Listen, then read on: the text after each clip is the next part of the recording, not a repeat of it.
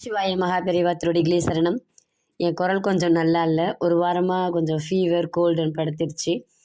அதுக்குரிய காரணமும் எனக்கு தெரியும் ஏன் வந்துச்சு அப்படின்னு. ஆனால் நான் டேப்லெட் எடுக்க மாட்டேன். சளிக்காவது நம்மளை பிடிச்சிருக்கே அப்படின்ட்டு எவ்வளோ நாள் அது எனக்கு கூட இருக்கோ அவ்வளோ நாள் இருக்கட்டும் அப்படின்ட்டு விட்டுருவேன் நான். எங்கள் எக்ஸாம் டியூட்டி பார்த்தீங்கன்னா 9 o'clock போனோம்னா 1:30க்கு தான் வருவோம். அப்போ அந்த இன்பிட்வீன் டைமில் ரொம்ப நேரம் நின்றுட்டுருக்குறோம். அப்புறம் ஹீட்டும் அதிகமாகுது. தண்ணியும் குடிக்கலை அப்படின்னா என் பாடிக்கு வந்து அதை அக்செப்ட் பண்ணாது. அப்போ இந்த மாதிரி சளி பிடிக்கும். அப்போது நான் ஆட்டோமேட்டிக்காக அதை விட்டுருவேன். நம்ம உடம்புல தேவையில்லாத ஏதாவது டாக்ஸிக் இருக்குது அப்படின்னாலும் சளி பிடிச்சதுன்னா அதன் வழியாக வெளியில் வரும். இதுவும் ஒரு காரணம்னு வச்சுக்கோங்களேன். அதை விட்டுருவோம். உங்களுக்கு தேவையான கண்டென்ட் தான் நீங்கள் நான் எடுத்துகிட்டு வந்திருக்கிறது. எல்லாரும் பயன்பெறணும் அப்படிங்கிறதுக்காக இந்த கண்டென்ட்டு. ஆரோக்கியமாக வாழறதுக்கு நம்ம என்ன செய்யணும்? நம்மளுடைய உணவு முறைகளில், நம்மளுடைய சாப்பிட்ற பழக்க வழக்கங்களில் ஒரு சில மாற்றங்களை கொண்டு வந்தீங்கன்னா நீங்கள் ஜிம்முக்கெல்லாம் போக வேண்டாம், 5 பைசா செலவு பண்ண வேண்டாம், நீங்கள் அவ்வளோ அழகாக ஃபிட்டாக இருப்பீங்க. எப்படி அப்படின்னு பார்த்துலாங்களா? ரொம்ப எளிமையான வழி தான் வச்சுக்கோங்களேன். நம்ம எல்லாருக்குமே தெரிஞ்சது, ஆனால் நம்ம யாரும் கடைபிடிக்கலை. இதுதான் உண்மையான இது. முதல்ல என்ன பண்ணணும் அப்படின்னு பார்த்தீங்கன்னா, சாப்பிடும்போது தண்ணி குடிக்காதீங்க. சாப்பிட்டு முடிச்சுட்டு ஒரு 10 நிமிஷமாவது கேப் விட்டுட்டு தண்ணி குடிங்க. தண்ணியை எப்படி சாப்பிட்ணும், சாப்பாட்டை எப்படி சாப்பிட்ணும் அப்படிங்கிறது தான் அடுத்த பாயிண்ட்டு பார்க்க போகிறோம். ஒரு 5 ஸ்டெப்ஸ் தான் இது. சாப்பாட்டை நம்ம எப்படி பார்க்க போகிறோம்? சாப்பாட்டை மென்று முழுங்கணும். நம்ம குடலில் போய் நம்ம வயிற்றுக்குள்ளார போய் அறப்படக்கூடாது. சாப்பாடு உள்ளார இறங்கும்போது ஜூஸாக இறங்கணும். நம்ம வாயில் இருக்கக்கூடிய அந்த சலைவை, அந்த எச்சில் வந்து என்ன பண்ணணும்னா சாப்பாட்டோட மிங்கிள் ஆகணும். அப்போ நம்ம சாப்பிடும்போது நல்லா மென்று முழுங்கணும். டாக்டர்ஸ் என்ன சொல்கிறாங்கன்னா 32 முறை மெல்லணும். அதுக்காக தான் நமக்கு 32 பல்லு கொடுத்துருக்காங்கன்னு சொல்கிறாங்க. நம்ம அவ்வளோலாம் மெல்ல வேணாம். அட்லீஸ்ட் நம்ம எடுத்துக்கிற அந்த சாப்பாடு கொஞ்சம் நைஸாகிற அளவுக்காவது நம்ம மென்று முழுங்கணும். வாயை திறந்து மெல்லக்கூடாது. வாயை திறந்து மென்னோம் அப்படின்னா காற்று உள்ளே போகும். கேஸ்ட்ரிக் ப்ராப்ளத்தை நம்மளே சேர்த்துக்குவோம். சாப்பிடும்போது பேசக்கூடாது. தண்ணி குடிக்கிறீங்க அப்படின்னா நின்றுக்கிட்டு தண்ணி குடிக்கக்கூடாதுன்னு சொல்கிறாங்க டாக்டர்ஸ். உட்கார்ந்து தண்ணி குடிக்கணும். தண்ணி குடிக்காதுன்னு சொல்லக்கூடாது, தண்ணியை சாப்பிடணும்னு சொல்லணும். தண்ணியை நம்ம கடன்னு குடித்தோம் அப்படின்னா அந்த வால்வு ஓப்பன் ஆகி காற்று உள்ளே போயிடும். அப்போது நம்ம தண்ணியை சிப் பை சிப்பாக மென்று முழுங்குற மாதிரி, சாப்பாடு சாப்பிட்ற மாதிரி தண்ணியை குடிக்கணும். இது 2வது பழக்கம். அடுத்து பார்த்தீங்க அப்படின்னா, நீங்கள் சாப்பிட போகிறீங்கல்ல, சாப்பிட போகும்போது அந்த சாப்பாட்டுக்கு நன்றி சொல்லுங்கள். சாப்பிட போகும்போது கொஞ்சம் கோவத்தெல்லாம் நீங்கள் வந்து வச்சுக்காதீங்க. தண்ணிலையோ சாப்பாட்லையோ கோபத்தை காட்டக்கூடாது. அதை செய்து கொடுத்தவங்களுக்கு நன்றியை சொல்லுங்கள். அந்த சாப்பாடோ தண்ணியோ கிடைக்கிறதுக்கு பல பேருடைய உழைப்புகள் இருக்குது. அந்த உழைப்புகளுக்கு நன்றியை சொல்லுங்கள். உங்களுக்கு நீங்கள் நன்றியை சொல்லிக்குங்க. அடுத்து அந்த உணவு உங்களுக்கு எனர்ஜியை கொடுக்குதுன்னு சொல்லிட்டு நன்றியை சொல்லுங்கள்.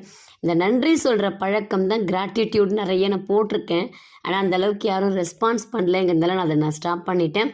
உங்களுக்கு இன்னும் நிறைய இருக்குது கிராட்டிடியூடில். ஒவ்வொரு நாளும் ஒவ்வொரு விதமான கிராட்டிடியூடு உண்டு.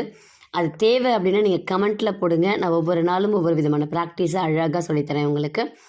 இந்த கிராட்டிடியூட் சொல்ல சொல்ல அந்த எமோஷன் அப்படிங்கிறதுக்கு தான் வேல்யூ அதிகம். அப்போது உங்கள் சாப்பாடு எனர்ஜியாக கன்வெர்ட் ஆகும். தேவையில்லாத சக்கையாகாது. எனர்ஜியாக எடுத்துக்கிட்டு அந்த மோஷன் அப்படிங்கிறதும் ஃப்ரீயாக போகும்.